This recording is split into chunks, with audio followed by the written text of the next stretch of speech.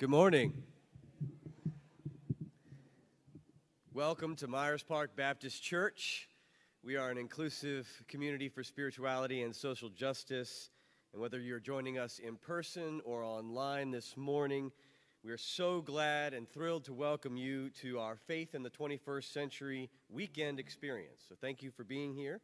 If you're a guest with us, we're so glad that you're here. If you are not a member of our church, we welcome you. If you'd like to get to know a little bit more about us, there are cards on your table you can fill out. You can take a picture of the QR code and learn more about our church, or fill out that welcome card.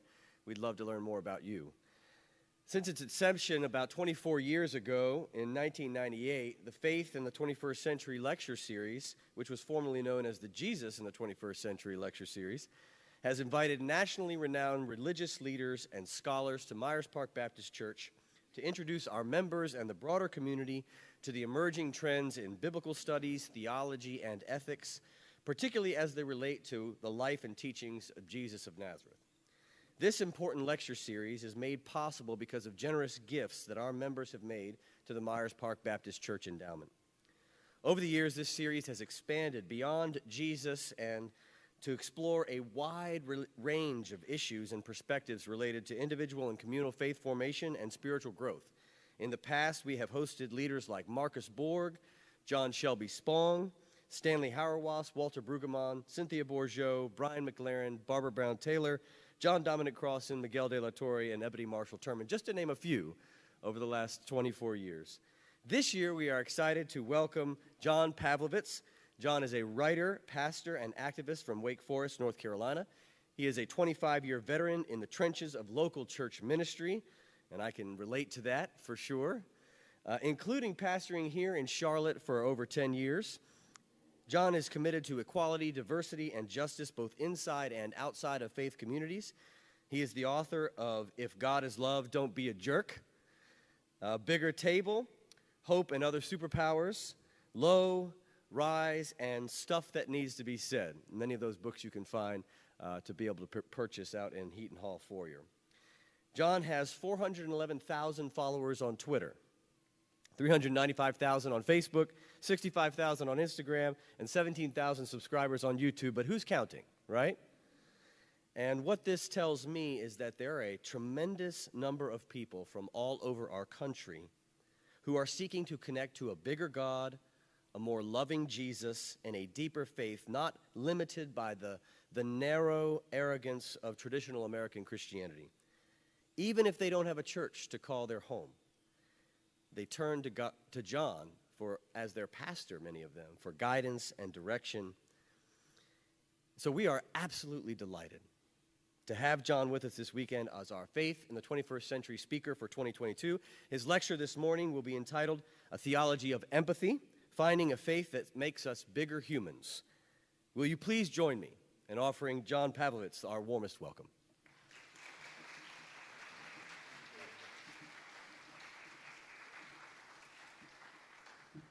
Well, good morning, my friends. It is so wonderful to be with you. Those of you who are here in person, welcome. Welcome to everyone who's watching us online. A year ago today, I was in the ICU recovering from brain surgery, and I can assure you this is better. It's a little bit less painful, and it's so great for me to be able to be in a space with people and to be sharing the deepest contents of our hearts together. And I don't know if you've been to these lectures before, but I want your voice to be as important as my voice today. This is not going to be a lecture as much as I hope a conversation. But I am so honored to be here. Thank you to the Myers Park Baptist community who have been so welcoming. I am grateful to be among the lovers and the helpers and the healers and the activists and the caregivers and the damn givers who are in this room. So thank you for taking some time out of your weekend to be with me. Charlotte was my home for a decade, and despite what you read in Wikipedia, I left here voluntarily. I had a really good experience, and which I will share some of that today. I'm going to challenge the camera people because I need to be closer to you today, partly because this geographic physical elevation is artificial. It makes you believe that somehow I'm more important and I'm not. You heard the distinguished list of people who have been part of this lecture series, and I do not feel I belong among them. I see myself not as a pastor and not as an author. Thank you, Wes. Sorry about that. People see me as the voice of progressive Christianity, or they'll say, you're a voice for the left. And I tell them that I'm not those things. I am a single human being having an experience of being human and trying to filter that experience through the lens of my ever-evolving spirituality. And I'm assuming that you're in the same place as I am. But I'm going to hop down here. I don't consider myself primarily a pastor or primarily an author. I consider myself a war correspondent. I am a collector of stories. I come into a new community, or I do that virtually, and I meet people, and I say, tell me what's happening here on the ground so I can tell the folks back home. And when I do that, people give me proximity to their stories. They tell me their deepest burdens, they share their struggles, and they give me space to hold their pain. And I take those stories and I try to translate them for people who aren't in that conversation. And so the work I do is not just about speaking my heart and talking about the things that I believe, but I try to be a translator between people on the ground and those who read my writing. So I wanted to begin today by asking a simple question. Charlotte, what is happening here on the ground? Would a few of you share on this beautiful day why you chose to come and be in this space? Just put your hand up and tell me, and I'll repeat so you don't have to come up to the microphone. Why are you here today? Yes, in the back. Sad and? You're sad and exhausted. Thank you. Yes, ma'am.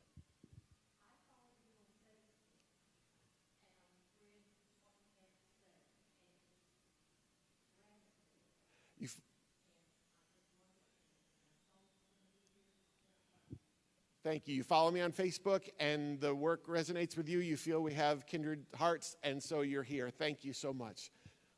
Yes, ma'am. John, I'm a member of your Empathetic People Network. I hope you get to talk about that today with the folks that are here. I am looking for a spiritual home. I have struggled mightily to find one, and I'm hoping that I can connect with people to do good work. And the Jesus that I understand would probably be very comfortable in the company of the people on that network, and I want to be around people like that. Wonderful. So a member of an online community called Empathetic People that we have created so that we could have a hub for people who may feel like they don't have a spiritual community, but they don't want to stop the spiritual journey, and so they can connect from where they are virtually until they can find, as you're looking for, a physical home, a place to gather with human beings. And that's part of the goal here, because as beautiful and powerful as virtual community is, there is nothing like sharing a space with people and realizing what you're realizing right now, that we can exhale and be our fully authentic selves in this place. And there's something that's so freeing about that. So thank you. We'll talk more about that. Yes, ma'am.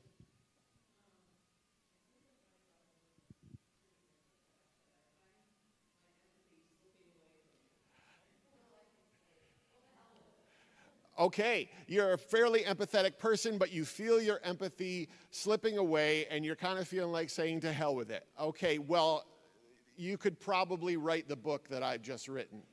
And you understand, because that is the story over and over again. It is the collateral damage of caring for people. And so we're going to talk about that. We're going to talk about your evolving faith. But I wanted to get a sense for who you are. There's probably no graceful way to do this, so I'm just going to hop up here. And I tend to talk with my hands, so this is how we're going to need to do this. But I wanted to share with you a story as we begin. Not long ago, I was in my closet thumbing through my clothes rack.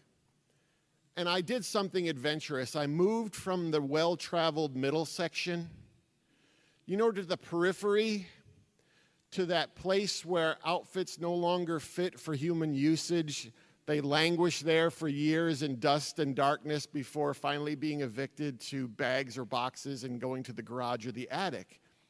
And I was scrolling through this parade of once sensible but now tragically laughable fashion decisions, and I came across an old friend. I came across a pair of ladies' stretch denim jeans that I had purchased in 1988 at the Cherry Hill Mall in southern New Jersey. Now, some context. At the time, I had a long, luxurious mane of naturally curly chestnut brown hair. And as the singer in what became to be known as a hair band, shopping for your pants at a women's clothing store was quite natural. But that day, I'm sitting there staring at that 30-year-old relic of my youth gone wild, and a voice that sounded like my own popped into my head and said, "You know what? I bet they still fit." Like the crafty serpent tempting Adam and Eve, the voice beckoned me forward, said, "Go ahead, try them on." And I thought to myself, well, at my age, I'm still in pretty good shape, so why not? I was about to find out why not. Things started off promisingly enough. I quite easily traversed my ankles, but by the time I reached my calves, I knew I was in trouble because progress slowed substantially. But I decided to redouble my efforts and press on.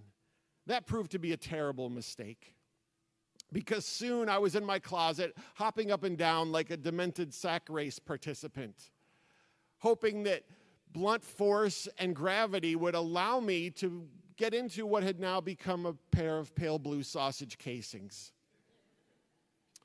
But after a few desperate heaves, I heard air vacuum sealing me in, and I came to rest on the ground, and I was feeling quite pleased with myself until I realized three things. One, I was no longer 22 years old. Two, I still hadn't fully exhaled.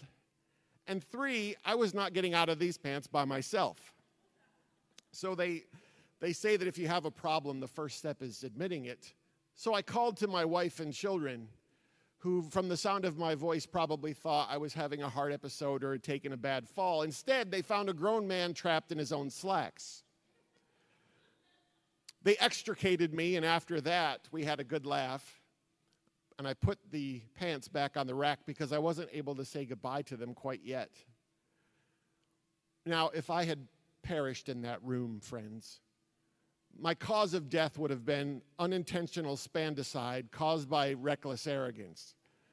No one would have blamed the pants, right? It was not the pants' fault. The pants were designed to hold what they were designed to hold, but they were not designed to hold me 30 years later with all the life I've lived and all the weight I've gained.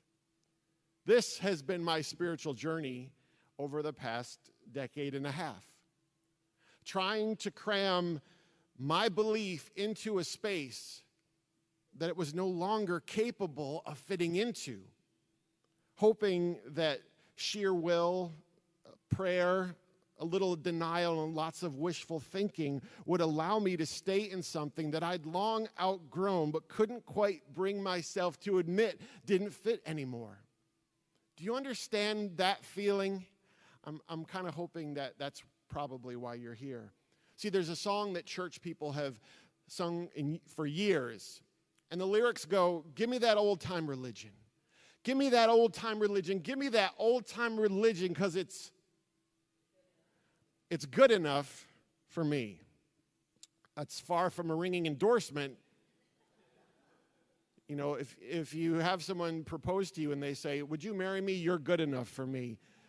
Rethink that. But this is the idea behind the song, and I wonder, what do you do when that old-time religion isn't good enough for you anymore?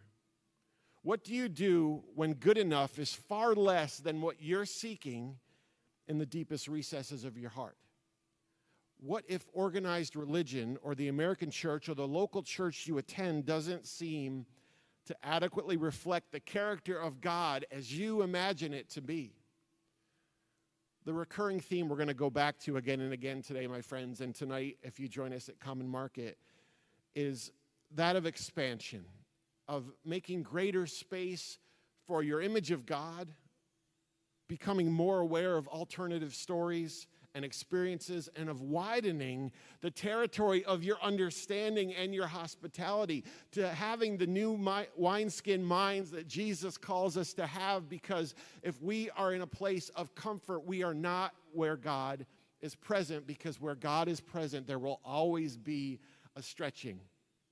Now, I'm aware that some people in this room, they have a very different idea of God than I do. And some people in this room don't have a religious worldview at all, and that's okay, because I don't need you to leave here with a theology or a politics or a doctrine matching mine. I just want you, when you leave here, to move from wherever you are right now to a place of greater empathy, a place of greater courage, to a place of greater volume about what you believe, and to a greater welcome to the world. I want you to wrestle with your assumptions. I want you to ask yourself some hard questions, and then I want you to move in response to the answers that you receive. Because whether you're a religious person or not, you know that when someone's image of God is too small, that never results in anything good. We see the results of undersized theology everywhere, don't we? You may have experienced this internally. You may have begun to feel that stretching as your beliefs are shifting, and you feel the tension between what you once believed and now suspect, which I call life arguing with your theology. Now, I served as a pastor here in Charlotte for almost a decade, and there were countless Sundays where I would stand on a platform like this speaking to thousands of people, and I knew that my job was to be certain, to seem as though I fully believed everything that I was saying, or at least what I was supposed to believe. The problem was I felt a tension growing between the person I was feeling called to be as I followed Jesus and the pastor that I was expected to be. And so what happened is I would be up on a platform, not quite sure, but giving off the impression, because I had to tell people, this is what God says, and this is what you were supposed to do because of what that God said. And I wasn't quite sure, and I started to feel a tension. But here's what I learned. After I left the church and got distance from my responsibility as a local church pastor, I realized something. The people in my community, they didn't want me to pretend, because they were all sitting there saying, look at how much he believes in that, and I don't quite believe that, and I can't ask those questions, because if I do, I'm going to get pushed to the periphery of community. And what people told me after I left was, you gave me permission to question. And I want you to have permission to question and to wrestle today. So I started writing a book in January of 2020. And it was called Unboxing God. And the idea was that there is an uncontainable God that we can aspire to. But I started writing it in January of 2020, and there was this little health emergency that started to happen. And I had my head down, and I was writing the book that I was supposed to write and paying attention to this peripheral health issue. And I kept writing the book I was supposed to write, and then we had high-profile shootings of people of color by police. But I had my head down, and I was trying to write the book that I was supposed to write. And this health emergency grew and grew. And the summer started to approach, and the election rhetoric was heating up. And I began to write this book, and I was trying to refer tangentially to all these massive things that were happening in our nation. And I stopped one day and said, I can't do this. It's not intellectually honest of me to write this book while there is so much happening that I need to speak into in real time. And so I talked to my editor, and I said, I can't write this book. And she said, what book could you write? And I started to write a book called If God is Love, Don't Be a Jerk. And the underlying question of that book is the question that we're going to wrestle with today. What are the greatest barriers to empathy, and how do we remove them individually and interpersonally and communally and systemically? How do I create a very individual working theology of empathy? So for someone raised in the Christian story, that means, how do I balance my love for my neighbor, my love for the least, and my love for my enemies? Because I sense that's probably where the tension is for you today, friends. It's one thing to love your neighbor until you find out your neighbor believes some things that you wish your neighbor didn't believe. And it's one thing to say, I'm going to love the least, but it's another to love your enemy who may be doing the damage to the least of these. So I want to begin today. I'm going to ask permission. If you can't see me when I come down here, just let me know. But I want to join you down there if I could.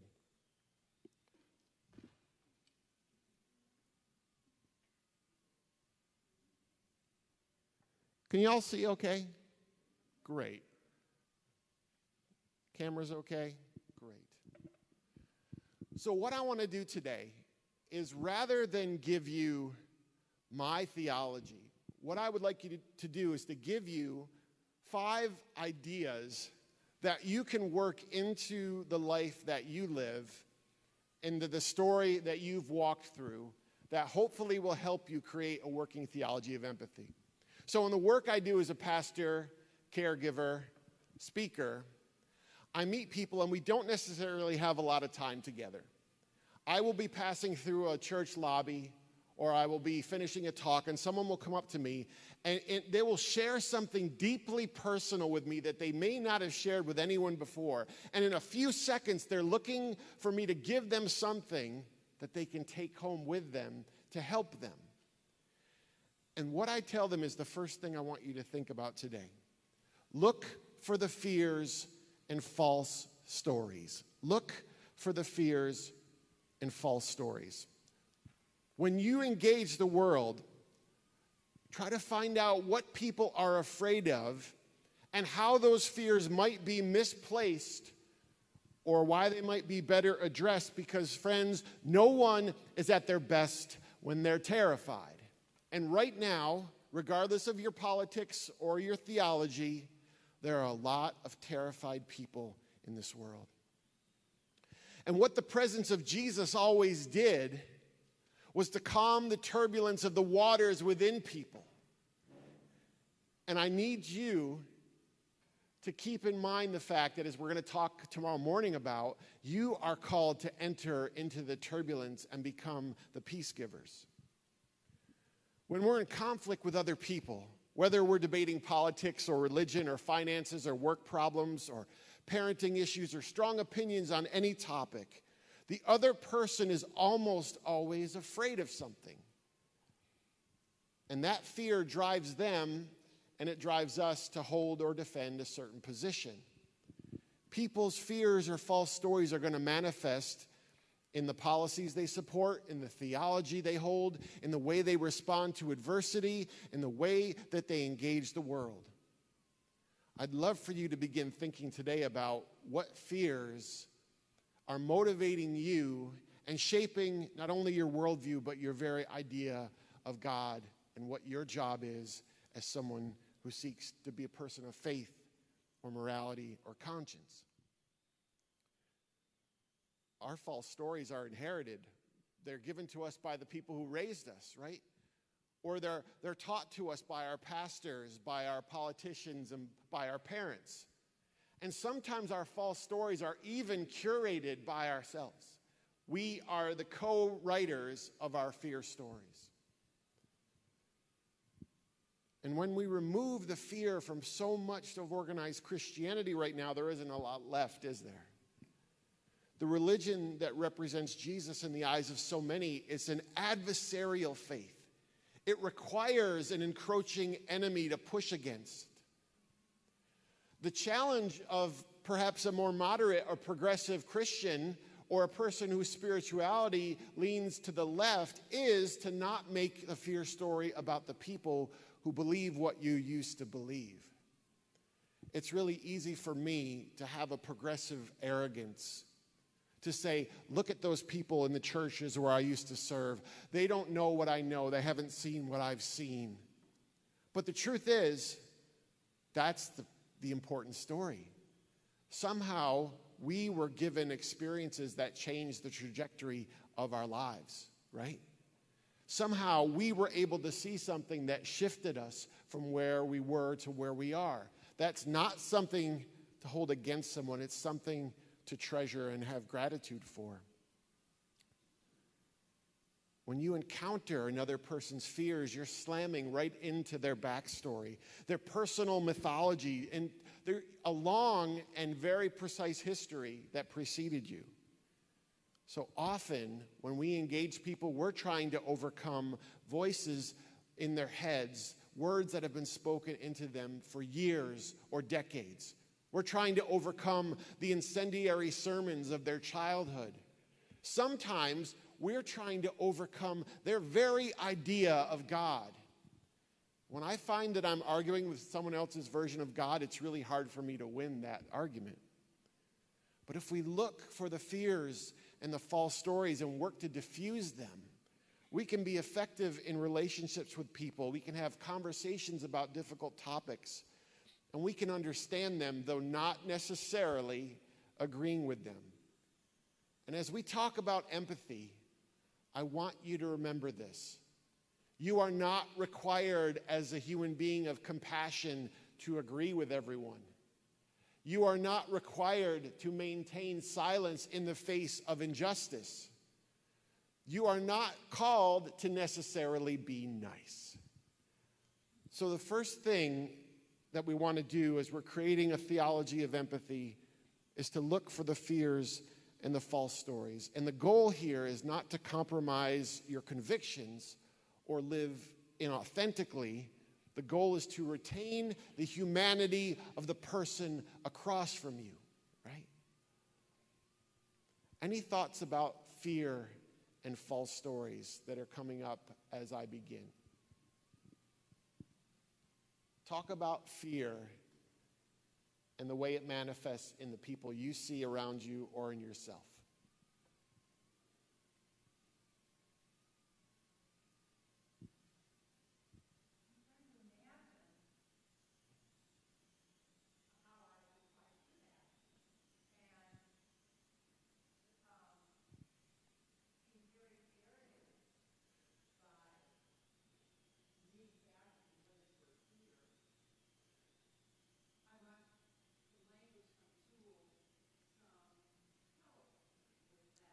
Great.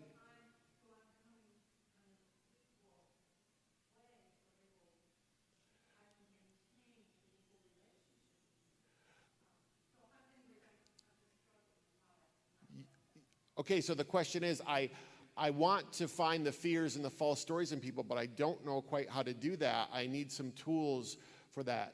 Did you?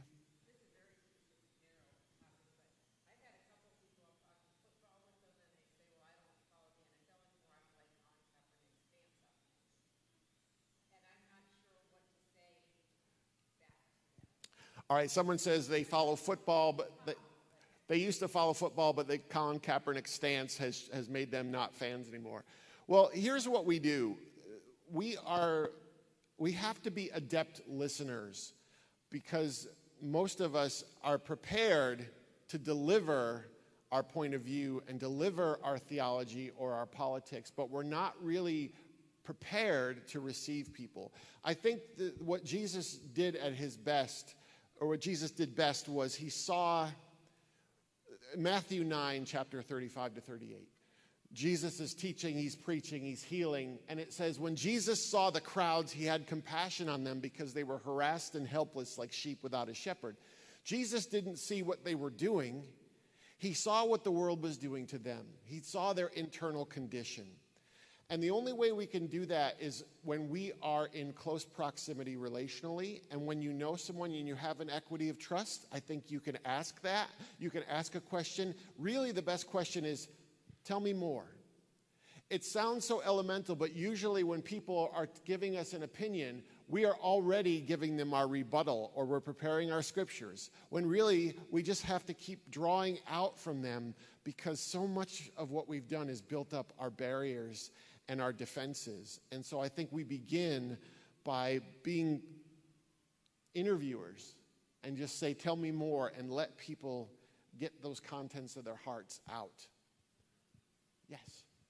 I think the biggest challenge for me is what you said, is not letting them become my fear, because the way that the landscape in our country has changed over the last 10 years is that their beliefs actually result in violence, result in pain, result in Yes. oppression. And so, especially as a mom, I have very real fears. And so, just being transparent, what I've done is cut those relationships off instead of drawing in, because it feels inauthentic to me to remain in relationship with someone that is, directly threatening the people that I love. Great. So the idea that it's really easy to fear a group of people who may be holding beliefs or supporting candidates or legislation that is actively harming. So therefore, it's not just about what's in my head. It's not just about the internal turbulence. It's about what they're actually, the results of those beliefs. And I think the best thing we do is to approach people individually and not collectively, because it's much more, it's much easier to stereotype or caricature people when you see them as a block of people. So if some of the folks who have a more conservative theology looked in on our gathering, they might label us all as one way or the other, right? But we're not a monolith in this room. There's a lot of divergence here. But the truth is, I think we can oppose beliefs, we can confront systems. See, Jesus, what he does is he works in systems and in stories. So people said, well, Jesus, he was a lover of humanity. He was a lover of people. Yes, but he was also status quo changer. He was also system influencer. So when Jesus, as the good shepherd, that means, yes, he is the shepherd to those he saw as the harassed and helpless sheep, but not to the ones he saw as the wolves. To them, he was the holy opposition. So I think we can see people individually and we can, engage them that way, but collectively we do have to have a different way that we approach that. I saw another hand. Did I see another hand? Okay. So look for the fears and false stories. Second thing I want you to think about is to hold the universal grief. Hold the universal grief. At a speaking event in Minnesota, a woman came up to me and she said, "Can I talk to you for a second?" And I said, "Sure." And we're walking through the lobby and she stops me and she begins to cry. Now, that's a response people often have to me. I don't know why. I'm trying not to take it personally. But she begins to cry and she said, "John, I'm so angry all the time." She said, I'm a Christian and I hate how angry I am." And I listened to her and I said, "Well, that's partly true. You might be angry, but you might be something more than that. You might be grieving." And I said, "You might be in mourning right now." And she looked at me and she said, "That's it. I never thought of it until right now. And she began to list all the things and the people she's grieving. See, friends, grief and anger can appear the same from the outside. If we have no context, they look very similar. But the lashing out that we see in people is often their helplessness needing a release. Often what's misinterpreted as anger is simply mourning. And I don't know anything about you, but I know this. You're grieving something today. I wonder what you're mourning the loss of. If you're here or you're watching online, you may be mourning the loss of your idea of God or country or family. You may be mourning your loss of the belief in the goodness of people. You might be mourning the physical health you once had, a relationship with someone you felt fully at home around, your sense of optimism about the future. The story of these days is not differing theology. It's not opposing politics. It's not big ideas. What the story of these days, as I travel and as I pay attention, it's the relational fractures of these days, the divisions between people, the separations, the isolation. And whether or not you agree with someone, or you have a family member you're estranged from, or church friends you no longer speak to, or a neighbor that you're now distanced from, they are grieving the losses as well. It's really easy for us to go, look at what we had to leave, look at what we left behind. I had a woman come up to me at an event. She goes, John, I'm a Fox News orphan. She said, my family started watching this network, and now they no longer, the things that they used to love about me, my heart for the poor, she said, now they see that as a character flaw. And she said, I grieve the fact that I'm no longer with these people. And I said, but make sure you understand that they grieve it too. They just have a different story they tell themselves. Today I want to suggest that as you pass through the world and as you scroll online and as you talk to your neighbors and as you engage the people that you live with, be mindful of the fact that there are 8 billion separate funerals happening right now in the world. We are all living with loss. That's why those words about Jesus seeing people as harassed and helpless, they're not just an easy scripture for us to grab, but it's a foundational idea. Where is the loss? So look for the fears and false stories. Hold the universal grief.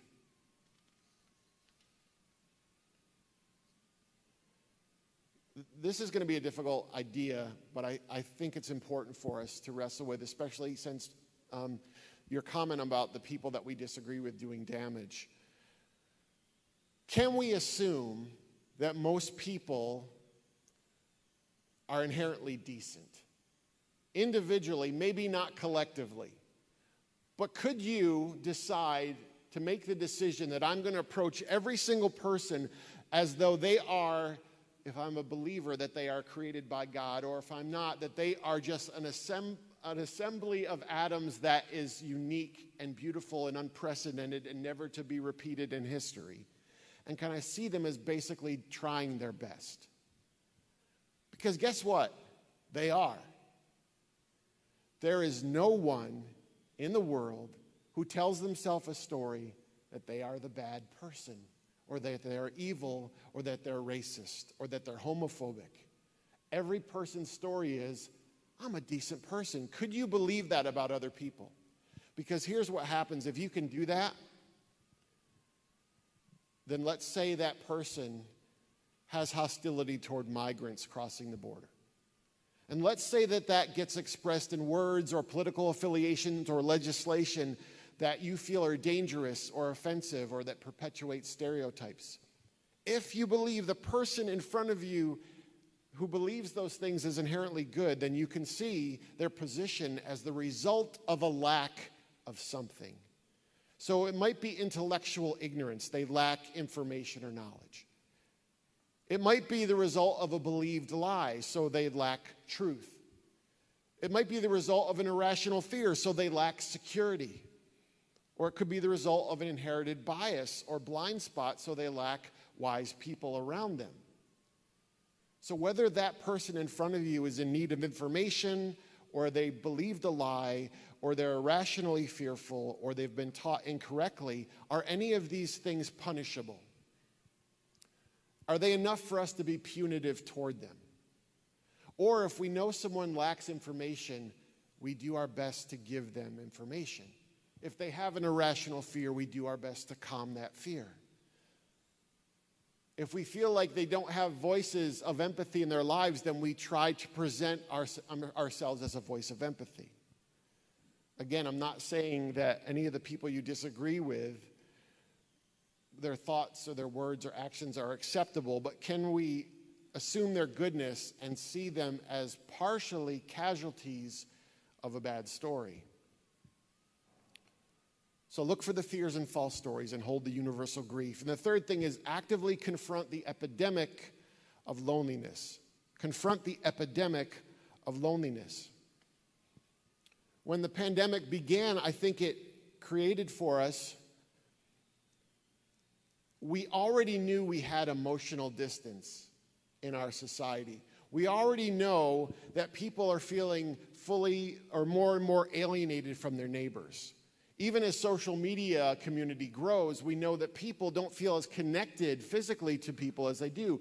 And what the pandemic did is it gave us geographic distance in addition to the emotional distance. And now what we have is an epidemic of lonely people who feel unseen, who feel unheard, and who feel disconnected from a tribe of affinity.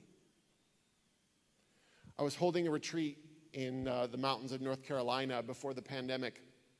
And you know how it is when you plan something like a party and you're sure no one is going to show up.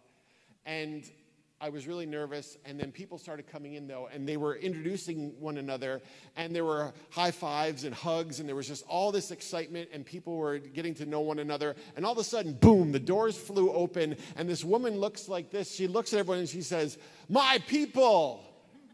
I said, "I'm sorry, you're at the wrong meeting. It's actually down the hall. Your people are over there." But what she was telling me was, she said, "John, I knew enough about you and enough about your writing and what you believe that I knew the people in this room would be a place where I could breathe." And I think this is a gift that we can provide people in this time. Because in the epidemic of loneliness, the antidote to that is community. And we should be the people who create empathetic community. We should be the ones who are marked by invitation and pulling in. And that's really difficult right now, isn't it? Someone said to me, "John, you know, I love you, but sometimes you're hard to love." I said, "It's like hugging a porcupine, right?" And that's the challenge. See, it's easy to talk about love. It's easy to talk about Jesus' compassion. It's easy to talk about loving our neighbor and then to meet our neighbor and realize how unlovable we feel they are. I'm an Olympic level introvert, okay? So this is the worst job I could have. But even myself as an introvert, I crave being with people. I need to be in a space where human beings gather. Because the truth is,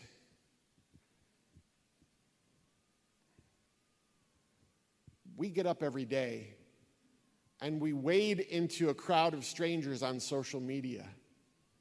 And the reason we do that is because we're hoping to find someone who says, "I believe what you believe," or "I'm questioning what you question," or "I'm frustrated by what you're frustrated by."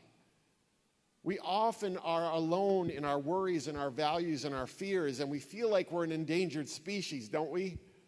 That no one feels what we feel or cares about what we care about, especially when we're surrounded by so much discord and so many opposing opinions and so much tribalism. Just a few miles from here at the church where I served for many years, I had a transformational experience. It was the first big event that I was doing as a youth pastor. This was a much larger church than I had ever been a part of. So you know what that meant? Pressure. Because the last guy was great. So there was a lot of pressure. And we had this industrial storefront that it's an industrial park, and it had been rented out, and we had tricked it out big time. I mean, we had gaming tables and TV gaming systems and a snack bar and a band and all this stuff. And so all these students were there for the first event with their parents. So it was a group about 150, 200, 300 people, and I'm doing what I call hummingbirding. Hummingbirding is, hi, how are you? Good to see you. Hi, welcome, hi. And I don't really have to make an investment as a serial introvert, but I can make people, But then there was 2 students on the periphery of the room. And I was looking at them and I said, they don't look happy and comfortable. So I walked over to them and I was in full-on youth pastor mode. I was giving them every nice little phrase that I had. I was talking to them, trying to be personal, talking about the things that we had, the programs that we were starting. I'm going on and on and on, and I started to get a flop sweat because they were not responding well. They just sat there with their arms crossed. And I said, okay, I'm not going to push them any further, but I let them know, I'm really glad you're here. And they stayed there the whole time. 3 days later, I got an email from one of the students, which was the girl, the older of the 2. And she said, you probably don't remember us, but we were there the other day, and we were forced to be there by our parents, which is what you want as a youth pastor. You want people under duress. And she said, I just wanted to let you know that we had a really bad experience with our past church and with our youth pastor, and we were miserable. But she said, then you came up to us, and it seemed like you actually cared. And she said, you made me feel visible, and I rarely feel visible. Friends, that moment reoriented the way that I did ministry, and it reoriented the way I moved through the world. I want people to feel visible. So confronting the epidemic of loneliness is making sure that people feel seen. Because here's the other part of this. Community is the antidote to that loneliness. And when we look at people and we say, how can they believe these horrible things? Or how can a person who follows Jesus take part in a community that seems so antithetical to him? Or how can people love a person who seems to embody nothing of what the Jesus they say they follow embodies? It's because they found identity in a place or a movement or a group of people. And we, as people of empathy, have failed to give them that place.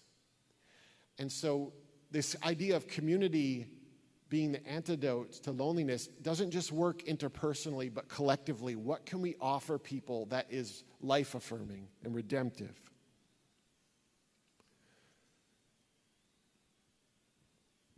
No one is immune from the collateral damage of being human.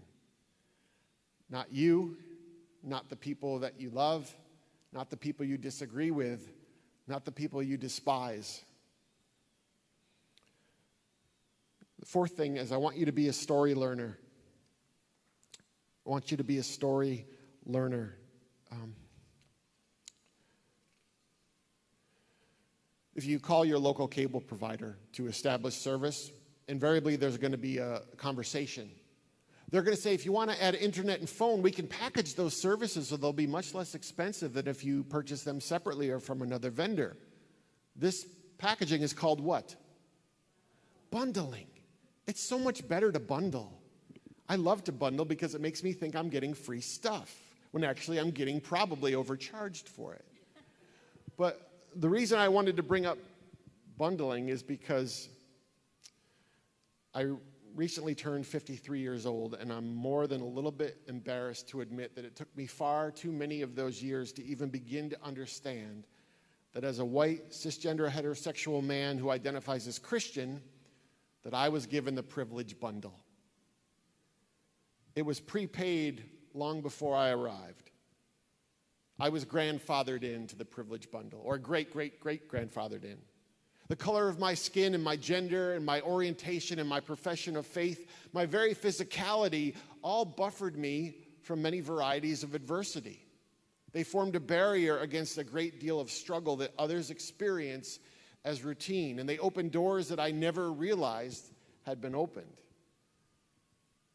They've given me a vast number of advantages, some that I've come to realize, and some that, despite my best work, I will never be aware of. My privilege bundle has made me a beneficiary of inequity. But that wasn't the story that I told myself growing up. Growing up, I would have said, anyone who works hard can have success, even though if my mom were here, she would tell me I didn't work very hard, but somehow managed to have a good deal of success. I would have told you that anyone had access to an education, all the while attending a private school many families couldn't afford, while having two parents who were fully engaged in my life and never wanting for a meal or clothes or transportation or well-paid teachers or conditions that allowed me to thrive. I would have told you growing up that all you had to do was obey the law and follow the rules, and you had nothing to worry about in a traffic stop. Yet I can remember being with my father when he got pulled over for speeding in a school zone, and before the officer had even reached the window, my father put his driver's license out the window and said, "Just give me the effing ticket." And you know what? The officer just gave him the effing ticket. So even though so much of my experiential evidence testified loudly in opposition to my working assumptions about the equity in the world, I held tightly to those stories because I needed them to be accurate. I stayed committed to a narrative that I needed to be true because the alternative was to have my world turned upside down. We're all a product of our stories, and our story can be our greatest teacher as people of empathy if it gets a little help. Our stories all have a specific geography, and for years, my geography was churches, mainly white churches, in the South. And as I began to learn more stories of people who were not in my church, I started to realize that fewer entities in America have been more powerful agents of inequity than the Christian church. Alongside lines of race and gender and sexual orientation and socioeconomic level. Religion, as often as it's bent the arc of the moral universe away from justice, it has bent it back toward injustice.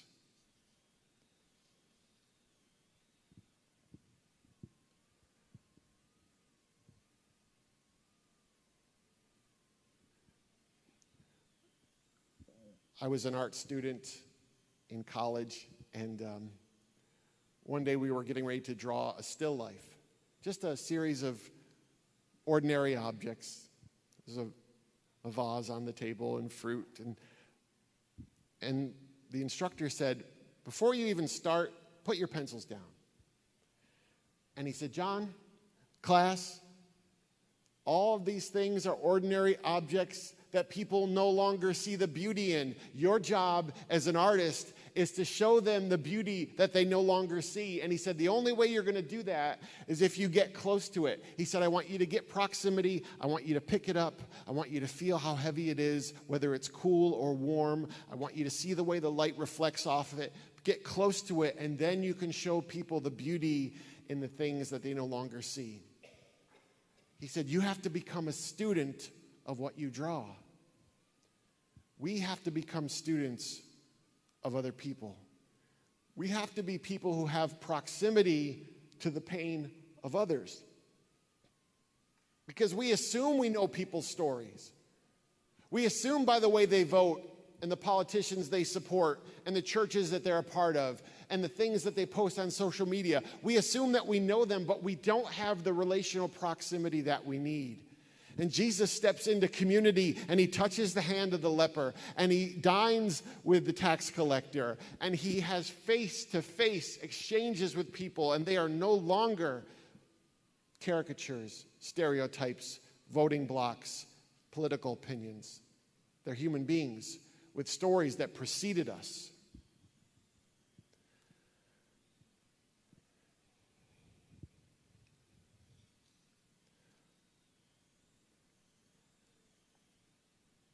Are you still good at learning the stories of people who disagree with you? Because I'm pretty lousy at it.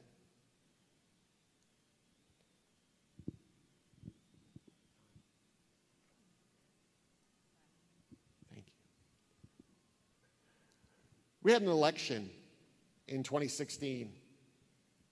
How can I say this? Okay, I wrote a book called The Bigger Table.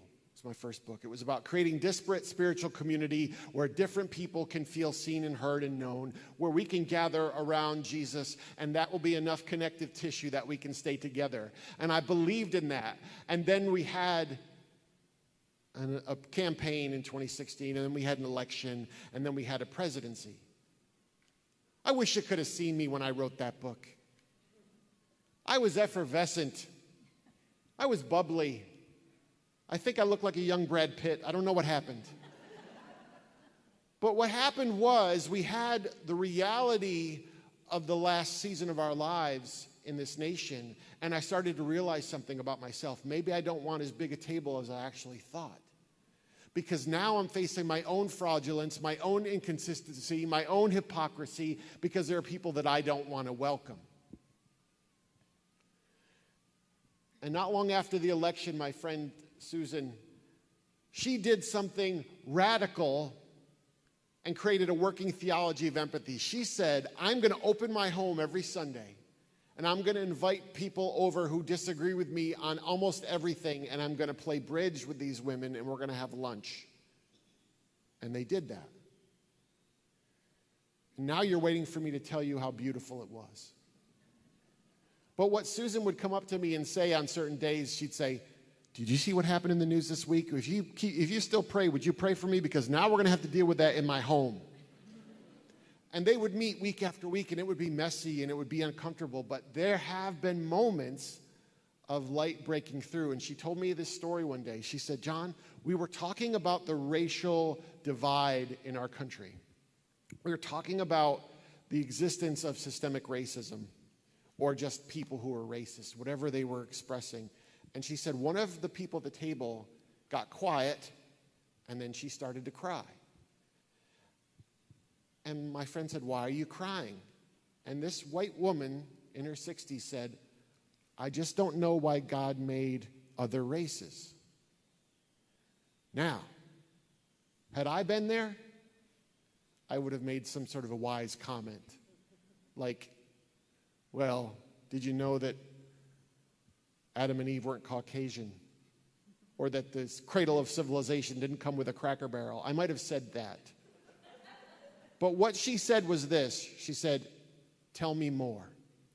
And this woman said, if God hadn't made other races, then all human beings would get along and we would not have this violence. Now, some of us, it's easy to go, what a ridiculous comment. But what my friend saw, and I hope you see, is someone who was genuinely grieving the circumstances of life, but with a really bad story about why it exists. My friend's encounter reminds us how powerful our own origin stories are, how they shape the way we see the world and imagine God and craft our biases. Many of us came out of a bad or faulty story. And this is why my friend's investment matters, because she wouldn't have heard that information on a Facebook post. She wouldn't have gotten it with a conversation in passing. It was months in the trenches of these messy, difficult conversations where this woman felt safe enough to express this because she didn't think she was going to get lambasted for sharing it. Many Christians were weaned on a bad story. Their God is actually too small. I mean, honestly, in many ways, white evangelicalism is built largely on an inequitable theology. It's built on the fraudulent premise that God is a cisgender white guy who was born in America, raised Christian, and votes Republican.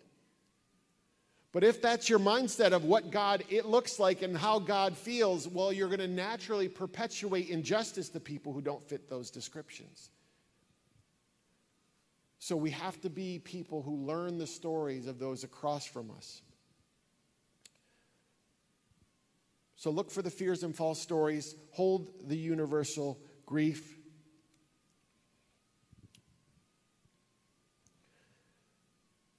One of the most important, though, is to be honest about your lenses. Be honest about your lenses. We took our kids to Universal Studios, Florida.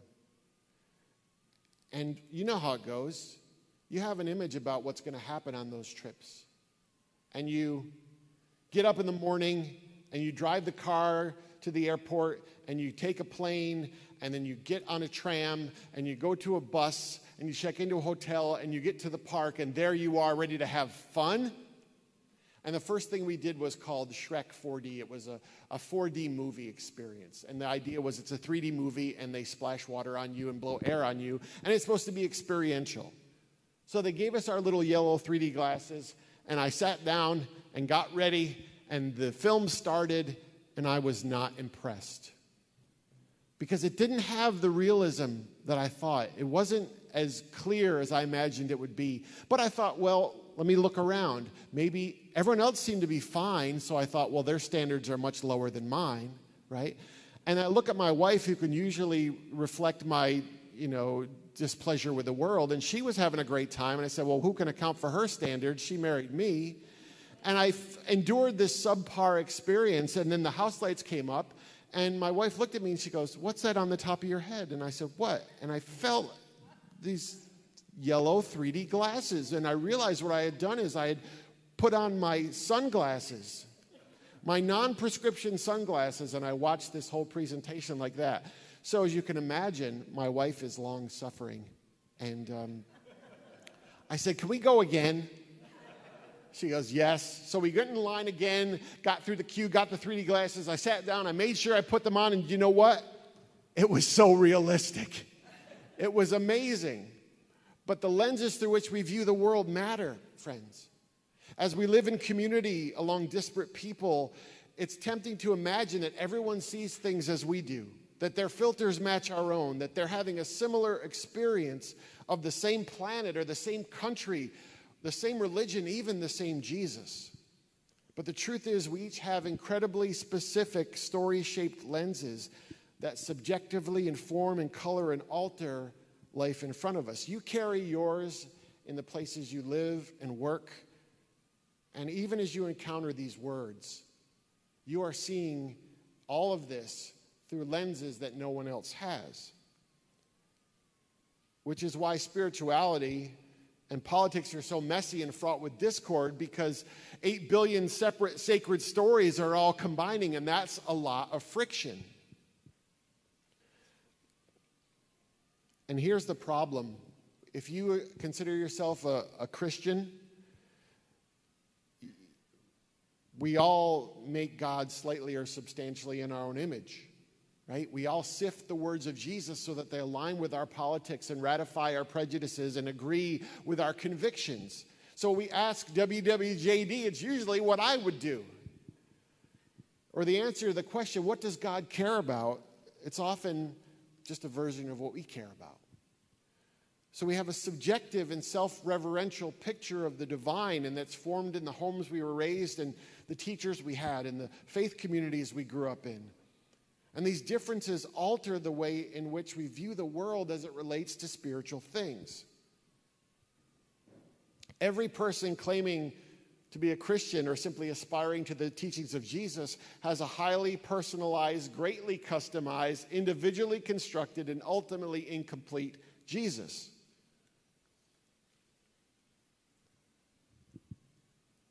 If every single person in this room was a professed Christian, you know what we'd have? If we had 150 people in a room, we'd have 150 different Jesuses. And that's challenging as we engage people in empathy individually, but it's even more difficult if we try to get 50 or 500 or 5,000 of them together in a faith community. That's why church is really difficult.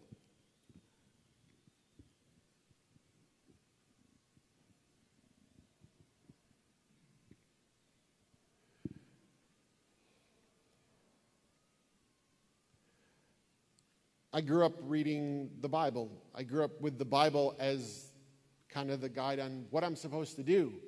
But do you know what happens when we read the Bible and we view it through our lens? What that means is we usually end up seeing ourselves in a much more flattering light than other people. So, for example, we always like to picture ourselves as the Good Samaritan rescuing the wounded man on the roadside, not the callous people walking by. We're always the persecuted woman, never the chastised stone throwers. We're always hanging out with Jesus. We're never the people who are jeering at him. We're never the people who are questioning him. We're usually Jesus and not the jerk. And what I want to challenge you is that to look at your lenses and realize that you may not be accurately seeing the way you view the world.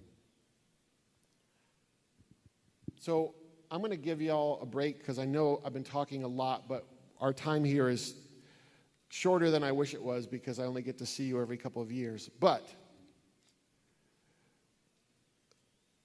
real quick, so think about the working theology of empathy. Look for the fears and false stories. Holding the universal grief. Confronting the epidemic of loneliness. Being a story learner. And being honest about your lenses. Which one is the most challenging for you? Where do you feel the most direct confrontation or the most motivation to do something?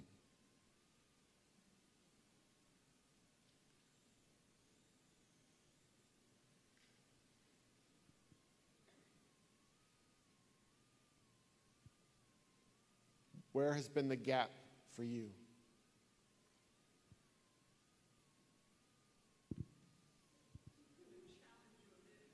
You're going to challenge me? That's all the time we have. I'm sorry.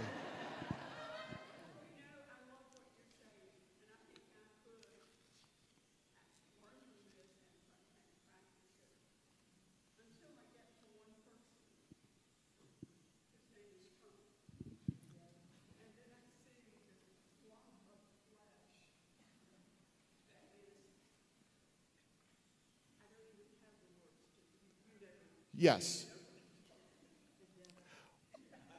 Okay, so the question is, this person said they're going to challenge me on something, and they're good with all these ideas. They're on board, but when it comes to a certain person, and that person happens to be someone who served as our president, served as in quotations. I haven't said the name, and I'm not going to say the name because here's what you do. When you see someone from that great a distance, you don't have proximity to them. And so all you can judge is what you see. So I'm not telling you have to practice empathy toward a human being who is largely responsible for embodying and emboldening people who are cruel.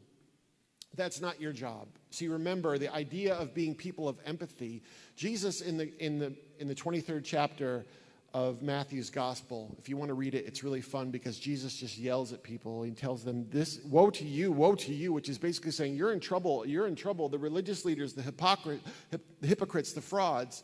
And people could look at Jesus and go, Jesus, that's pretty cruel, that's pretty mean.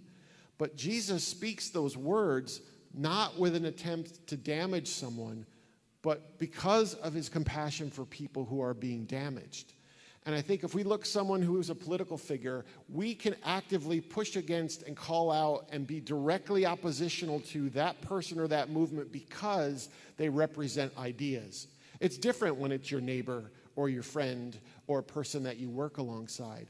So I don't want you to feel like you have to show compassion toward a human being who's a political force in the world in so many ways. We can't even have time to even get into it. But so don't feel the burden of that. But your job is to say, the people who have been emboldened or manipulated or released to show the worst of themselves by him, your job is to show these values to them. So I hope that helps a little bit and gets you off the hook. What I would love to do is let's take a 15-minute break, and I hope that you'll come back because I want to talk to you about how to get this right, because the world outside here, if we just have a nice little, gathering and we feel good about ourselves and it doesn't change the world outside, then we will have failed. So let's get to work, and I'll see you in 15 minutes.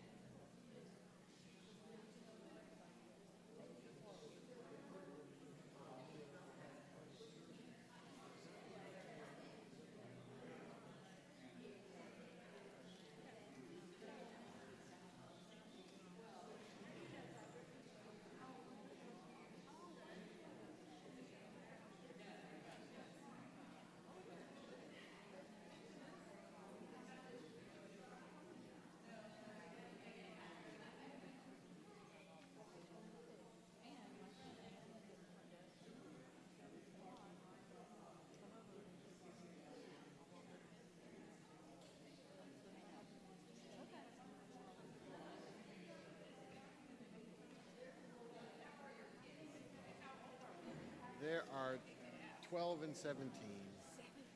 Yes. How did that happen? It's crazy how, you know how it goes. It's Yeah, just like it you goes blink and right, it's right, over. right. Yeah, But they're doing well. I don't know if this is on or not. Oh, it is.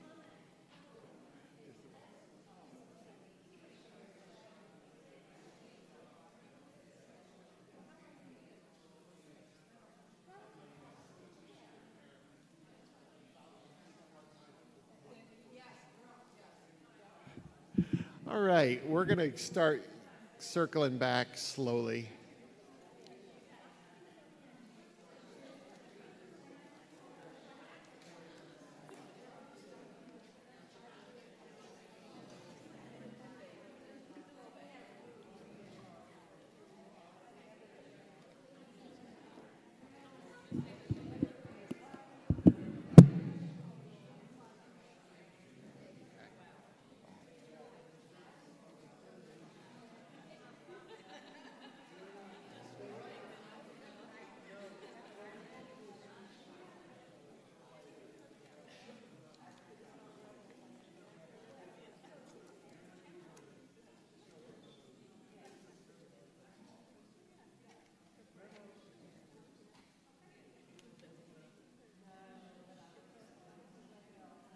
Yes.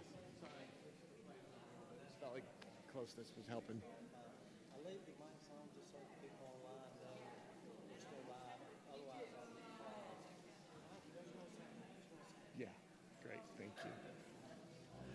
All right, well, let's reconvene here if we could.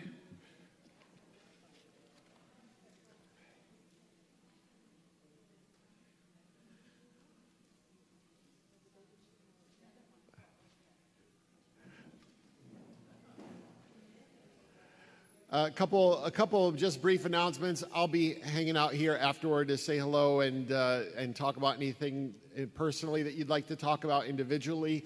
We will be meeting at Common Market tonight at 5 p.m. So if you could, Common Market South End, would love to see you there. We're going to continue our conversation and have a really good time as well. Okay. So, as I said, your voice and your story matters as much as my voice and my story, and I really would love to hear what are your challenges, what are your questions, what's coming up as we've been talking about this idea of a working theology of empathy that is expressed in learning story and being mindful of grief and thinking about our lenses and all these things that we've been talking about. What is coming up for you? Where are the challenges? And as you think about that, I did want to restate something that we said in the beginning, that empathy does not require agreement. It doesn't have to result in silence. It doesn't have to abide in justice. It can confront and it can oppose and it can be forceful. One of the myths about being a person of compassion is that we have to always be nice, and there is a niceness addiction that we can easily fall into. I was at a church in New Jersey, and we were talking about these issues of kind of working out this really relational theology. And one of the women at the church said, "John, but here's the thing, we're a nice church, and we're known as the nice church." Well, I said to her, "Are there churches who are known as the mean church? Is that what they have on their website?" But she said, we're nice, and we believe in all these ideas, and we believe in the social justice of Jesus, but we all want to be seen as nice. And I said, well, nice is nice, but you could also be Christ-like, because Jesus was always fiercely burdened for humanity, but it did not express itself in something that was always easy or palatable or comforting. So as you're thinking about that, please don't leave here thinking, I have to soften my convictions, I have to change my language, but it's about a posture of curiosity about the other. I think this is what Jesus, in my story, Jesus was the one who said, I approach people and I'm going to ask them and I'm going to let them be visible. And that posture of curiosity is so important. What are you thinking about? What's on your mind? What are you frustrated by, encouraged by, challenged with? Sir? I think one of my greater challenges in trying to be empathetic or trying to be open or tolerant is that that is not reciprocated by the other individual. You hit just a solid wall in terms of, maybe they've been downtrodden, maybe they've been voiceless, and by God, they're not going to back down at this point. And it just almost seems like a no-win situation. All right, so how do you show empathy for someone who is not reciprocating that? And, growing as a student pastor for almost 2 decades, I got used to realizing that I wasn't going to get results in the moment. That I might be talking to a middle school, in fact, I have this worked out over and over again. Some of my students, my first students, are now in their 40s.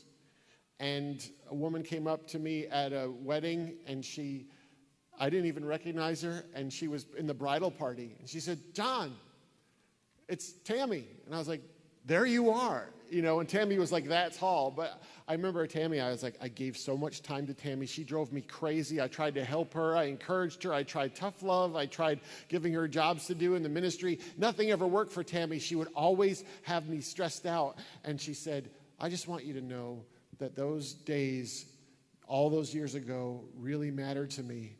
And I heard you." And I said, "Well, why didn't you tell me then?" Could have saved me a lot of tears and therapy.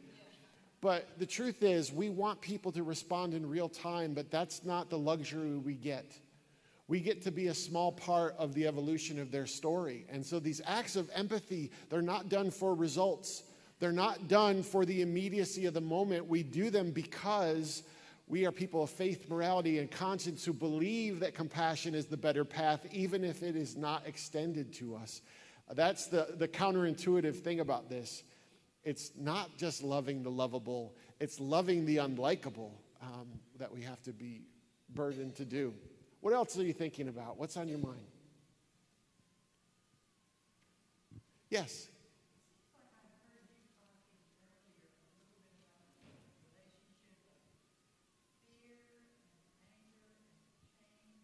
Yes.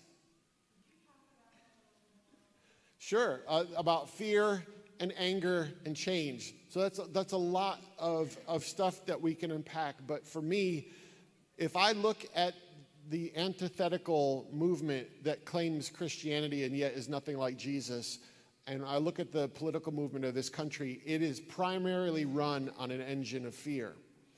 And that's the idea behind that I want you to remember is that no one is at their best when they're terrified. And that's why politicians and that's why media and pastors will allow people to be in a perpetual state of fear because they can move into that space. We're actually going to talk about fear tomorrow morning at the church service.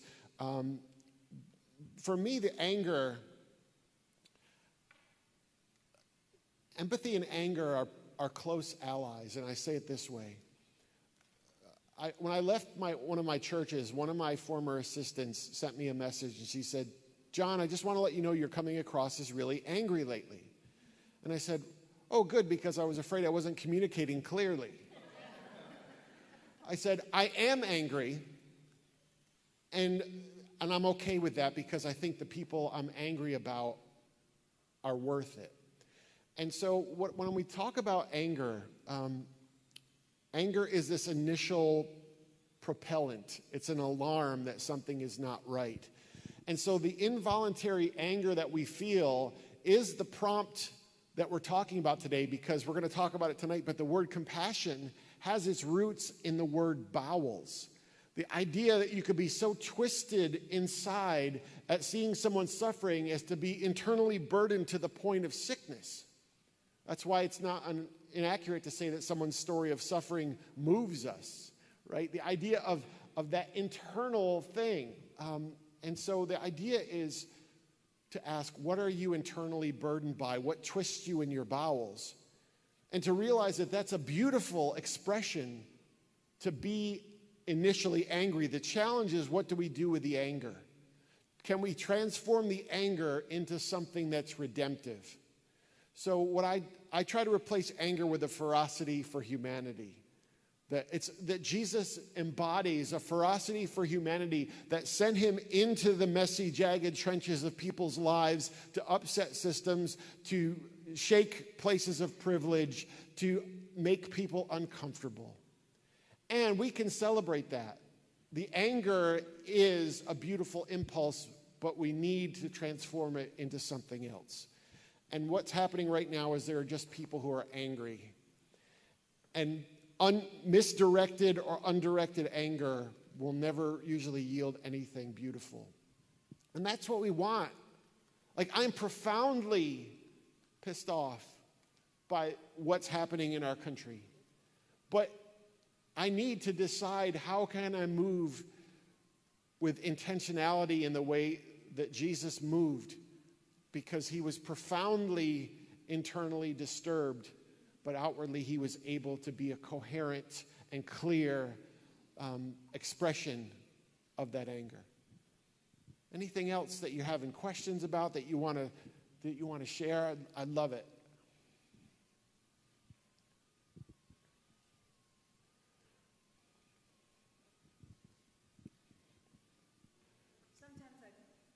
Sometimes I feel like to be Christ-like, you have to be willing to accept the consequences of saying things that people don't want to hear. And I don't know a forum where I can do that, and yet that would be the hill that I would die on. I hear all this talk about people, on Twitter or whatever, arming themselves, and there are people in my own family who would, whether they are now or whether they would have when they were younger, to be right there in the front line thinking that they were fighting for something worth preserving, some quote-unquote heritage, which, Yeah. But I feel like somehow or another, with the way things are headed in this country, I feel almost like Chicken Little. That, I feel things falling apart, and certainly I understand that the media plays a huge role in ginning up the fears, because I go outside, I work with clients, I'm, in nature all day, focusing on the things that are beautiful and right there in front of me, and having discussions, thank God, that are about flowers and plants, which are good problems to have. So I'm blessed. But I'm also feeling compelled to do something, and I don't know what to do. Okay, so ultimately, having these burdens, feeling these prompts, but not knowing what to do. This is the most challenging part of the work that I do. Because when people say, what do? I say, what you do is something. And then they go, that's it? And I said, well, I don't know your community. I don't know your circle of influence. I don't know the places you travel and shop and the people's names who you know, but I know that we all have agency where we are. And what I would say is that we can begin to say, who is doing work? Okay, here's an example. Where is my burden? What is the thing that twists me in my bowels? Is it the harsh treatment of immigrants? Well, then I'm going to look in my community for communities that are doing work to support migrants, undocumented human beings. Because here's the problem with empathy, friends. We go through our lives, and we're now in a battle posture all the time. And our fists never open because we're so conditioned to the fight. And the problem is there is work that we have to do with a clenched fist, but there is work that we have to do with an open hand.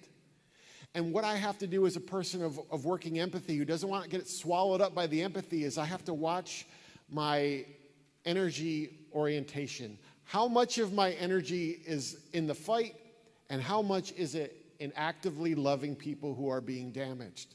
So, for example, I'm going to be out there and I'm going to be opposing legislation and I'm going to be talking about churches and I'm going to be fighting and I'm going to be at rallies. But then I want to make sure that I'm with human beings, relating to them, hearing their stories, and loving them, because it's serving the same end, but it's a very different energy and it requires something very different from me. One of the ways I think we survive as people, we're going to talk about this tonight, and I wish we had more time here, but the price tag for being a caring human being is so very high, which is why you're exhausted, right?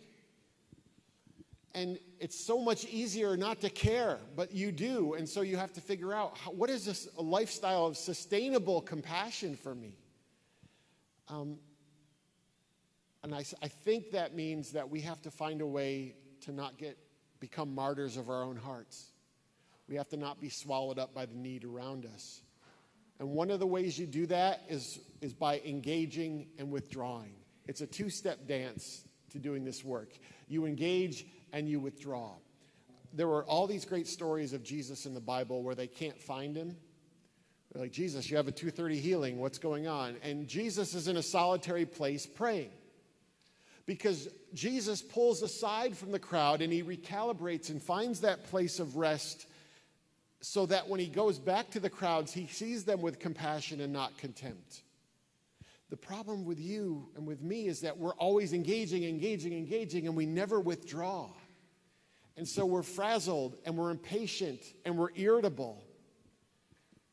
And what I would suggest to you is that this has been a form of, hopefully, engagement and withdrawal, that you have felt seen and heard and welcomed in this space, but that you've also gotten now the energy to do good work in the world. But that two-step dance is hugely important. You know, we're going to talk a little bit about self-care tips later on, but we often think, people tell me this all the time, John, I'd like to go and rest, or I'd like to go have some fun, or I'd like to do this or that, but I know it's a sign of my privilege to be able to do that, and there's people suffering, and there's so much happening. And I try to tell them, staying a fully whole person and getting time away from the fray is not a betrayal of your work or your activism or your religious pursuits. It actually makes you better able to do those things well for the long haul. So the more I am experiencing joy, and the more I'm experiencing times of gratitude and having real deep relationships, it's going to make me a better instrument of empathy. And so please hear that today, that to make sure that you are offering empathy for self as much as for anyone, because you have to sustain this. The goal is not you expiring early. The goal is for you to be here because, as some people have said, there's a lot of angst right now. And a lot of our fear is about a Tuesday in November. Rightly so. But here's the question, people of empathy, people of faith, morality, and conscience who are walking through the world with a mindset of compassion. What if it goes horribly wrong? What if Wednesday you wake up in a world that you don't want to wake up in? Guess what? That is the time that this is going to be important. This is the time when we're going to need to walk into the world and still go into the messy trenches of people's lives and still do the work. So there is no deadline on this. There is no date as to which we can stop being people of empathy. There is no date where we can stop trying to work out our relational fractures. It's why we exist. Whatever happens, we exist for Wednesday morning here. Because the worst thing we can do is talk about how fearful a group of people are and wake up on that Wednesday and say, I'm so terrified I don't know what to do. What else is on your mind? Yes. I just thought about something. You know, we're all coming from a place of fear. Wouldn't it be great, or how can we twist this and come from a place of optimism? Like, because people will join in. I mean, I'm tired of the fear. I want hope and optimism. So how do we not ignore this, don't have our heads in the sand, but create a movement? Really create a movement. Just like, you know, we talk about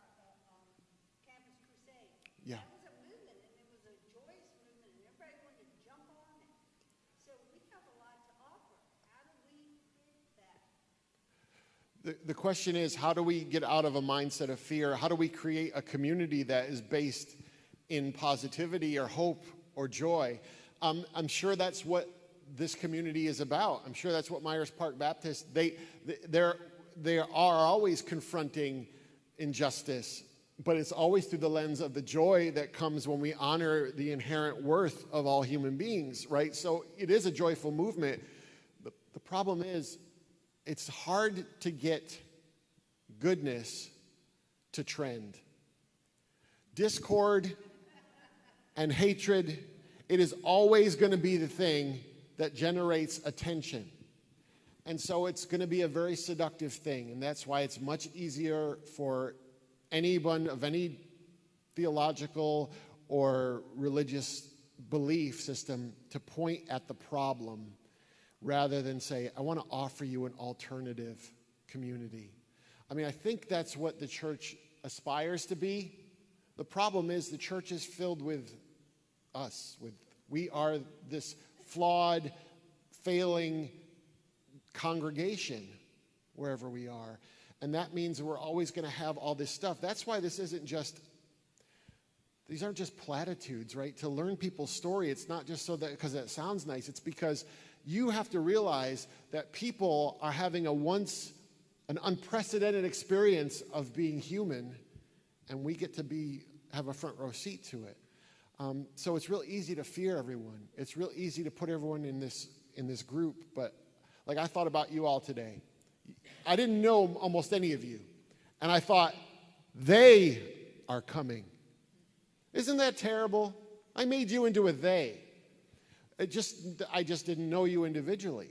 But if we had time to sit down and hear each other's stories, you would just be who you are. And we rarely do that with the people that we're thinking about right now. Sir.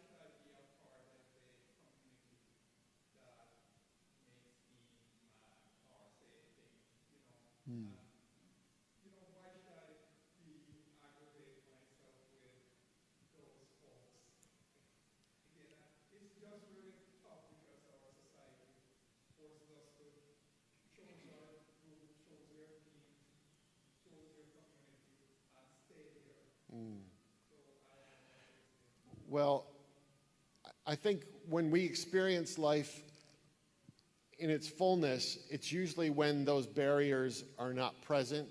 When those, here's an example. One of my former students is here, who actually I don't know if. Anyway, we had this mission trip, and the mission trip was to nowhere. They said, we're planning a mission trip, and I said to my staff, you know what? We're always talking about needing the Holy Spirit. But we programmed this mission trip so precisely, to such detail, that we don't even really need God anymore if we didn't want. And of course, I was being sarcastic, but I said, we don't have any mystery. We don't have anything that we invite God into. And so I said, well, let's just do a mission trip to nowhere. And then I sounded stupid coming out of my mouth, and then my staff said, that's a great idea. And the idea started to go. I just started to talk, and I said, we're going to do a mission trip. We don't know where we're going. We're going to get into vans. We're going to start serving people and see where that ends up, right? And then they said, yes. And we planned this event, and I got 40 students' parents, to agree to send them on a mission trip not knowing where they were going. So I had this planning meeting, and we're teaching students how to look for ways to serve and how to be caring for other people. And a parent came up and said, hey, after the meeting, where are you going really? And I said, really? I don't know. But we were terrified to leave because I thought we spun a big twister wheel that we turned into a compass. And it pointed south, east, and we went southeast, and we just started serving 4 different vans all over. We ended up for days doing that. What happened was we had no restrictions on what the church was or what the youth program was or who we spent time with, and it was the most organic, beautiful expression of the compassion of Jesus that I ever experienced.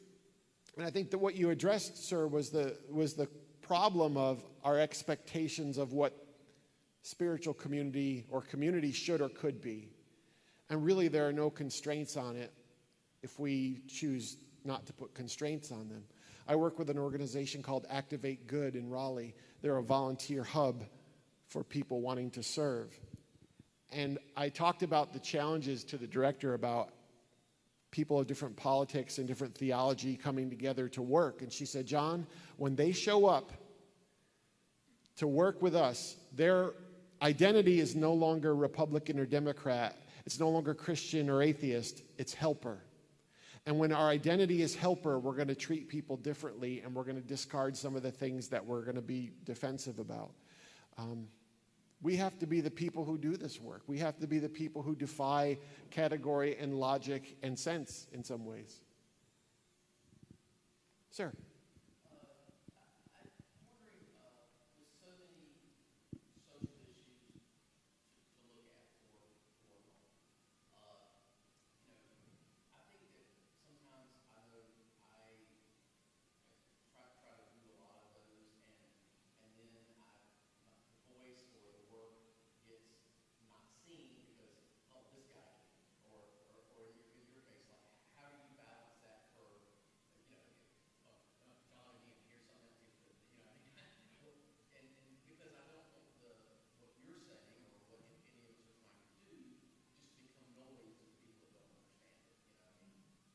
So you're basically saying, hey, there's a lot that I care about, and I'm talking about a lot of things. I'm involved, but it feels like it could be white noise because people are tired of seeing me.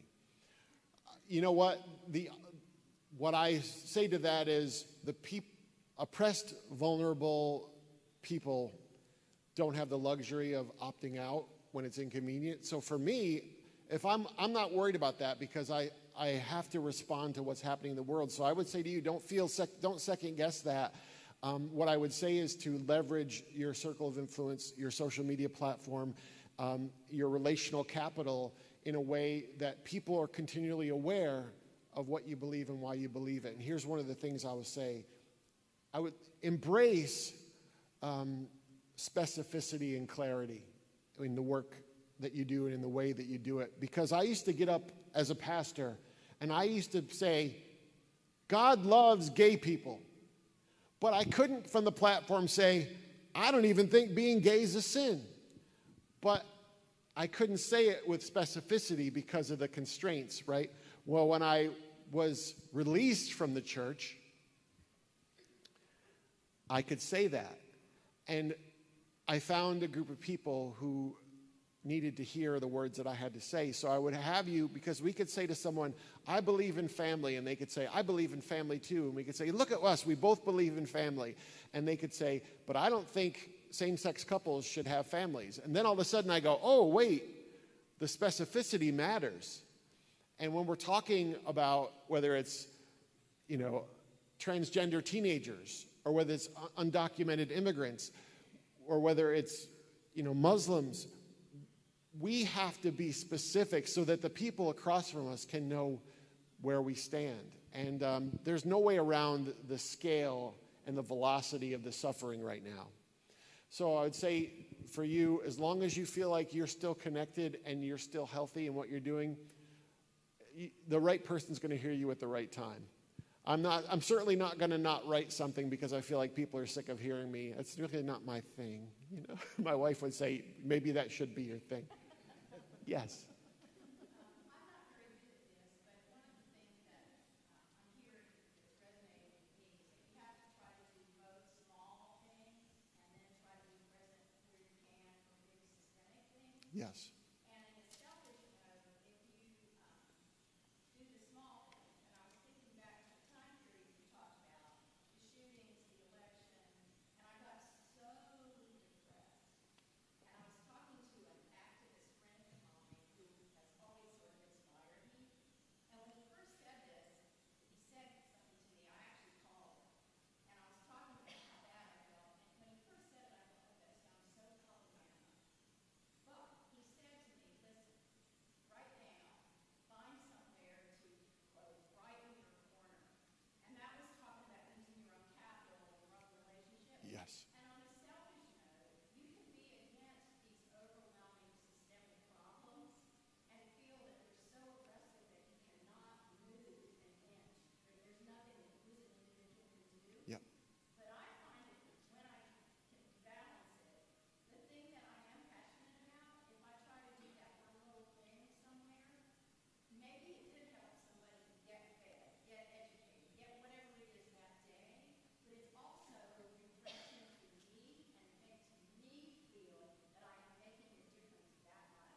Oh, yeah.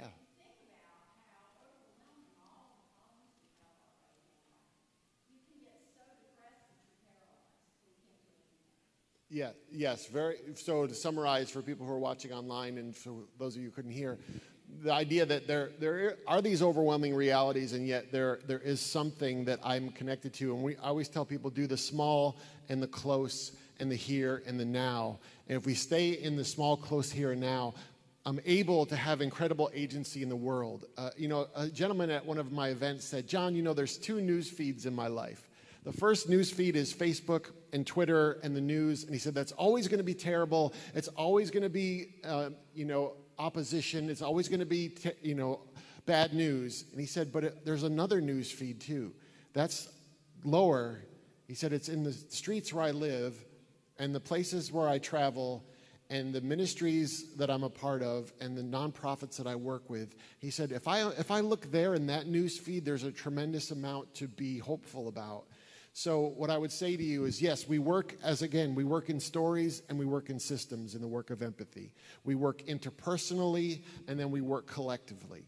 And so you are not going to stop systemic racism. However, where that connects to the world in which you live, you have a tremendous opportunity and obligation to move in a way that redeems the value of all people. And you can. There's not a mystery to it. We could get online and you could Google a place and you could do work in this community, not reinventing the wheel, but connecting to a group of people who are already doing that work. And guess what? Arc of the moral universe bending toward justice. That's what it's about.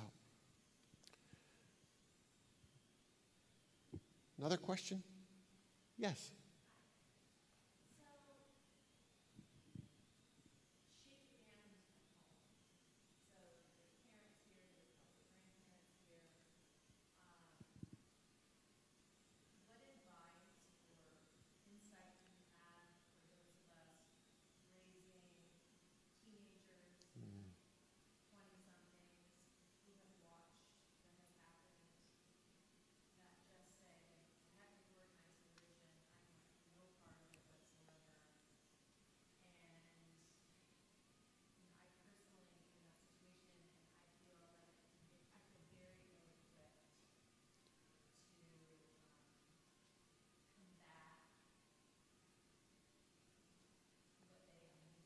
Mm-hmm.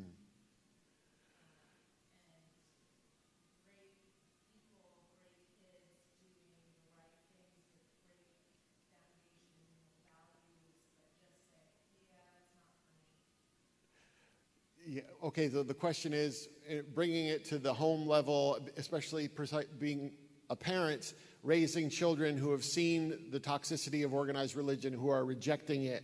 And how do I deal with that? They're good people. They're engaged in the world. They're doing great work. How do I deal with that? I hold that loosely and realize that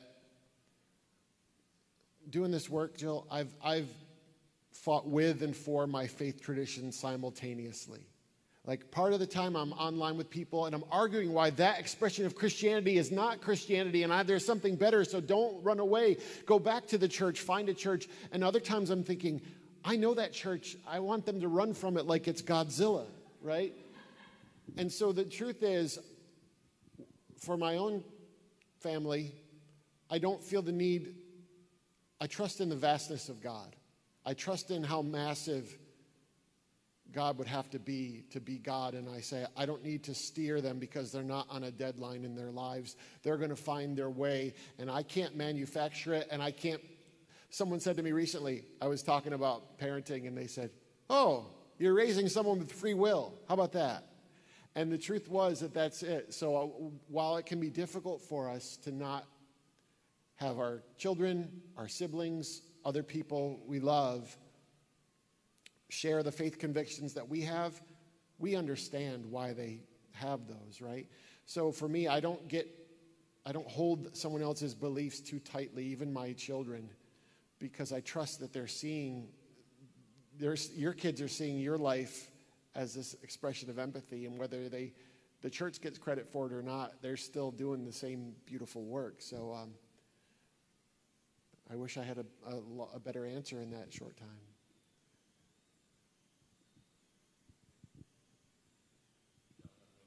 Sure. You mentioned identity in a couple different contexts, and you even said somewhere in your remarks, I identify as Christian. One of the things somewhat led me here today, probably several months ago or more, I made a comment to my wife that I'm not sure that I identify as a Christian anymore. And it was solely because what I think generally people perceive as Christian, the toxic Christian, Yeah. I think as you refer to it, I don't want for a minute, if I identify as a Christian, for someone to associate that with me. And so now I'm thinking, well, maybe I'm just not even going to identify as a Christian. I have to now think, how do I identify myself? Nothing has changed dramatically with my faith structure, my beliefs. It's more, I don't want to be, I feel like that Christians are now misrepresented in the world. And I don't want to be thought of like that. So the idea of the label Christian, that the identity of Christian is now so derogatory or so embedded with problems that I can't even claim that, and that's a valid concern. Many of us are there. I'll be honest with you, churches are doing the same thing. They're saying, well, we know what we are, but we also know the moment we say we're a Christian church, what that automatically makes us in the minds of so many people. So I lean into now just saying, I'm a flawed human being trying to figure this out. I even tell people I'm a spiritual mutt at this point. I've come through this journey, and I'm not worried about how I label myself or how other people label me. My question is, was I helpful in my life? Did I make people feel seen and heard and loved? And if I did, whatever they call me is fine. Now, that may run counter to some people's identity as a Christian. I don't think that in those terms as often as I used to. So a couple of things. First of all, thank you for being with me today. I'm hoping you'll join us at 5 o'clock. We'll also be here tomorrow in a church service at 10:30? 10. Don't show up at 10:30. It'll be... But I just want to leave you with a couple thoughts, and then I'll hang out here with you afterward. Someone asked me about my surgery, and I'm doing well. The tumor, they didn't get all the tumor, but I'm on a medication that is hopefully treating it. It's not cancerous, but it does need to be removed. But I said, if I said anything coherent today, I'm blaming it on residual tumor. So I just wanted you to have that caveat. But this is not theoretical stuff. These are not just ideas that we talk about because they sound nice. Empathy is actually the most radical position that you can have in a time when things are as messed up as they are, right? Love is not necessary when it's easy. Love is necessary when it's difficult, and it's difficult right now to be people of empathy. I was in a parking lot in a church in Raleigh. It was a couple of days after the shooting in Newtown. Or, I'm sorry, the shooting in Orlando. And I remember I walked into this space of this church, this parking lot, and I just wanted to be among people who were grieving. Because I was looking at all these people who were coming together for a funeral. They were coming together to mourn people who had died too soon. And there was something that happened in that moment. The event that was planned by middle and high school students. And I watched these young people, and they were handing out flowers, and they were giving hugs, and they had signs that they'd made. And they started to give me something that I didn't think I would have, which was a smile. I started to feel a sense of counterintuitive joy there. And because I saw that these students were doing something in opposition to something horrible. And we had a walk down to the Capitol. But before then, middle and high school students spoke. And they spoke powerfully, and they spoke prophetically. And when they spoke, the hairs on the back of my neck stood up because I realized they were doing this beautiful thing in the presence of something terrible. And one of the young people stood up, and he looked out, and he said, I just want you to know I'm really happy to be here today. And he said, I'm not happy because of why we gather. He said, I'm happy because I woke up today looking for hope. He said, and there you are. And it reminded me of the incredible gift that you and I get. We get to walk out into this world, and we get to represent the heart of whatever we believe holds this all together to be. We get to be an expression of love and empathy in a place where people believe it doesn't exist any longer. In days when cruelty is trending, you get to make love have the last, loudest word. I had a good friend in California, and he lives in Santa Rosa, and I was a guest in his home, and he ended up losing his home in the fires a couple of years ago. And I called him the day it happened. He was telling me this story, and he said, John, we had about 15 minutes. It was 2 a.m. We had about 15 minutes. We saved what we could, and we left, and the whole thing was gone in a matter of minutes. But he said this phrase, we saved what we could. And that's what I want to leave you with. You can't change the systemic ills, but you can do something to alter the small space in which you stand. You can't help a transgender, you can't help change the reality of a theology of an entire church, but you can make a transgender teenager feel welcomed where they are. You can't remove the cancer of racism, but you can sure lift up the value of all human life right where you are and in the circles that you have. So that's your job today. We've talked enough about empathy that you have homework now.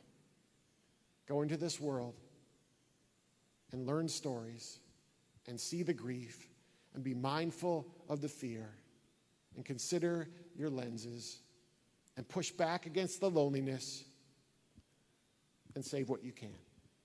Thank you for being with me. I'm honored to be in your presence. Thank you. Thank you.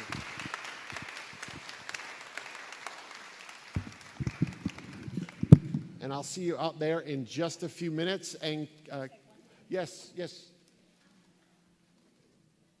So I just want to say one quick thing. Some of you commented to me that you tried to register for tonight and it said registration closed. That is just the way our system does it, so that we can have as many names ahead of time, so that we can greet you ahead of time. So if you did not get your name on the list tonight and you want to come, absolutely, please come. We will start at 5. Is that right? Okay, I don't have my notes with me. I will be there a little early. You are welcome to come. When you come, you will check in. You will get 2 little tickets. Those are your drink tickets for whatever you would like. And then we will provide food. If you desire to have some type of a third beverage, you need to cover that on your own. And we're going on the honor system on that. Okay, so see you tonight. Thank you so much, John. This was great.